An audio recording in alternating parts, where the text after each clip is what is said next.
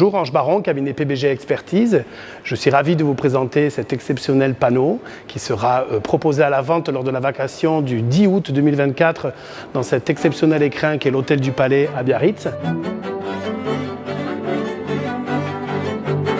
Ce panneau provient d'une collection particulière dans le sud-ouest de la France, dans les alentours de Bordeaux, proche de Cognac. Ce tableau est le fruit d'une collaboration entre deux artistes, à savoir Jean Dunand et François-Louis Schmitt. Jean Dunand était un célèbre laqueur, dinandier, sculpteur et ciseleur français, un des plus grands des arts décoratifs de la période Art déco, donc des années 1920 à 1930. Ils l'ont réalisé à deux, donc c'est un travail en commun entre la composition et la technique avec François-Louis Schmitt. François-Louis Schmitt était plus connu pour ses reliures de luxe ainsi que pour sa gravure sur bois et ses compositions qui sont toujours dans la thématique art déco des années 30.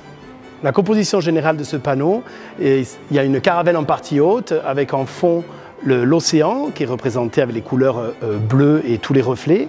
Et tout autour, vous avez la thématique marine avec les coquillages et les fleurs stylisées typiques de la période art déco qui, elles, comme vous pouvez le voir, la surface est plus lisse, sont laquées, c'est-à-dire plusieurs couches successives de lac et de pigments.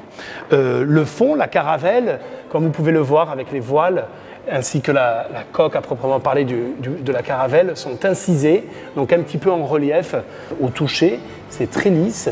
On ressent un petit peu comme dans les vases de Jean Dunand en dinanderie et qui relaquaient par-dessus cette texture. Et il est pas mal juste avant les vitrines de bijoux. Oui, parce qu'on est d'accord, les spectateurs, ils rentrent ici, les enchérisseurs, ok, donc, très bien. Donc du coup, c'est la première chose qu'on voit. C'est une très bonne idée. Comme vous pouvez le voir, il est signé en bas à gauche par Jean Dunand et en bas à droite par François-Louis Schmitt. Et on espère qu'il ravira les collectionneurs du monde entier.